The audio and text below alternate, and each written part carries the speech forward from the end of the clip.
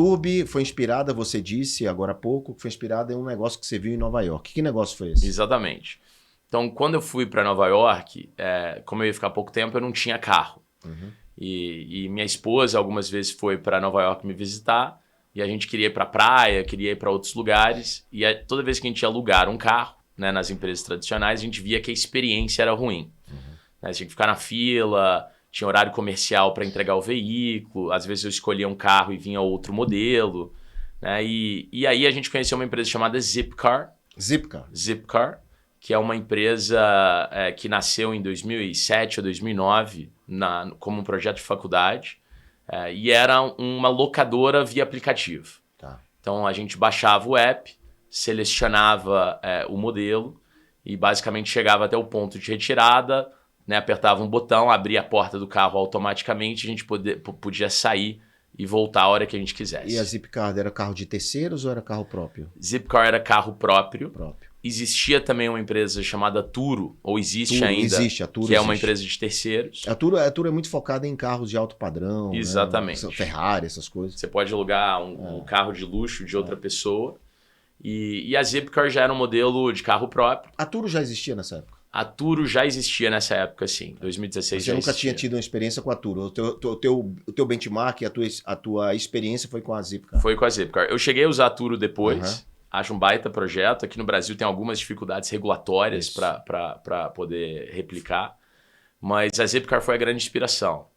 E na época, quando eu voltei para São Paulo, eu voltei sem veículo. E aquela imagem da Zipcar ficou na minha cabeça. E o que eu pensei é, se num país ou numa cidade como Nova York tem tantas opções de mobilidade e esse business funciona, em São Paulo, né, ou no Brasil, onde a gente tem uma carência de mobilidade urbana de forma mais estruturada, deveria funcionar ainda melhor. E aqui em São Paulo ainda tem o tema do rodízio. Então, né? enquanto no banco você começou a se incomodar com esse bichinho que te mordeu lá. Queria empreender. De novo, o ambiente do BTG era um ambiente bastante empreendedor. Exato. Mas mesmo assim eu queria construir outro negócio, eu queria mudar a vida das pessoas.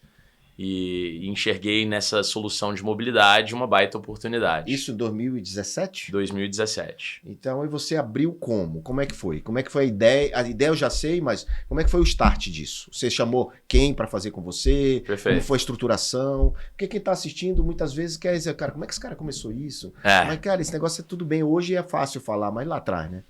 Ô, João, e você pegou num ponto, né? Assim, hoje a gente tem 7 mil carros, mas a gente começou com 5 veículos. Pois é. Né? Enfim, eu voltei de viagem, comecei a interagir com o meu cofundador, meu sócio, o Diego. A gente tinha se conhecido na TAG. Então a gente trabalhou junto. Você trabalhou exatamente. Antes do BTG. Exatamente. Antes do Goldman. Antes da Goldman. E a gente sentou um dia em casa e falou, vamos montar esse negócio. Só que é aquela dificuldade, né? Assim, pensa que uma locadora, eu preciso comprar veículos.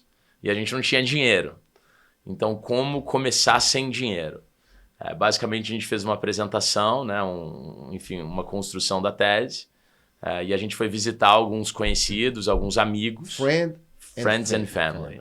E a gente conseguiu levantar, na época, 800 mil reais. Foi assim que começou a Turbi, com Foi amigos assim. E parentes ajudando, colocando dinheiro na ideia. Exatamente. Você não tinha nenhum protótipo. Não tinha nada. Fez um PowerPoint e foi bater na porta dos amigos. Não tinha nem CNPJ, era uma apresentação. Era uma ideia.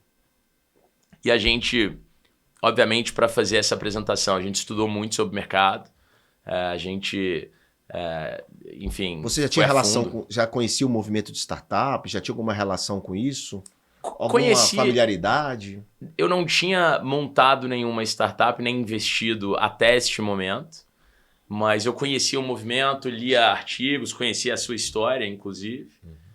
Então, foi muito essa inspiração. E o interessante é que quando a gente captou 800 mil reais, a gente falou assim, olha... A gente pode comprar 5, 6 carros ou a gente pode alugar o carro e investir tudo em tecnologia. E a nossa conclusão foi que para a gente conseguir disruptar os incumbentes, né, e bater de frente com Localiza, Movida, Unidas, que são grandes. Os incumbentes, exatamente. Que ele está mencionando, só para que fique claro. Perfeito. A história. Empresas grandes que estão há bastante tempo, são muito competentes. a gente tinha que criar um produto diferente, a gente tinha que criar uma experiência diferente. Então, nosso foco desde o primeiro dia foi muito no cliente, foi muito em desenvolver tecnologias que mudassem a forma de locar. Então você escolheu entre o carro e a tecnologia, você escolheu a tecnologia? Escolhemos a tecnologia. Então você escolheu uma tecnologia para poder facilitar a vida do consumidor, até por conta da tua experiência lá atrás com a Zipcard de ter acesso à tecnologia. Exatamente. Então, na nossa visão, só falando em um minuto sobre o mercado de locação, né? O mercado de locação é um mercado que cresce 40% ao ano. É um mercado muito concentrado na mão. 40% ao ano? Receita. Não, digo mais todos esses anos. Desde 2015 a 2024 tem crescido 40% ao ano. Tem muito espaço, né? Tem muito espaço. As pessoas cada vez mais estão trocando o carro próprio por outras soluções, né? O veículo no Brasil, principalmente numa região como São Paulo, ele é subutilizado. Então as pessoas deixam em casa, acabam indo a pé para o trabalho, ou de Uber, ou de táxi, ou de ônibus. Mas, de novo, o modelo das locadoras tradicionais, na nossa visão, ele não resolve esse problema. Porque você tem horário para devolver, você não pode devolver no domingo. Se você ficar 3 diárias e meia, você paga 4 diárias. Você escolhe a categoria não veículo. Né? Às vezes você quer pegar, por exemplo, um carro e a placa é naquele dia de rodízio. Então, no final, a solução da Turbi é como resolver esta dor. Mapeou quais são as dores do mercado tradicional, de locação. Inclusive, é um mercado, na minha opinião, muito focado, hoje menos, mas é muito focado no turismo, né? De aeroportos, né? Total. E muito focado no turismo, mas para a solução urbana de mobilidade, deixava um pouco a desejar, principalmente nesses aspectos que você comentou, que são aspectos que, para o turismo, não pesam tanto. Perfeito. Mas para o dia a dia, na mobilidade, sim. Sem dúvida nenhuma. E esse foi um dos gatilhos que vocês Um dos gatilhos. A gente se vê como uma empresa de mobilidade urbana. Mas assim, pegando esse gancho, eu acho que a dica no final é... Quando você vai montar um negócio, você tem que estar muito afiado com as dores dos clientes, né? Entender efetivamente. A gente usou todas as locadoras diversas vezes para saber qual que é o problema. Ou seja, fez um benchmark, usou, testou, não só identificou uma dor, mas foi comprovar que ela realmente era uma dor, né? E para montar o negócio, como você falou, não basta só entender a dor, né? Ou descobrir a dor, tem que entender e resolver. Então, como resolver? Se eu puder te dizer e orientar quem está nos assistindo, é sobre diferencial competitivo. Perfeito. Né? O americano chama de moat. Sim. Moat, né? Buscar um moat, buscar um diferencial competitivo a partir de um serviço que já existia. Perfeito. E esse é o ponto, assim, é muito difícil você inventar algo do zero, né?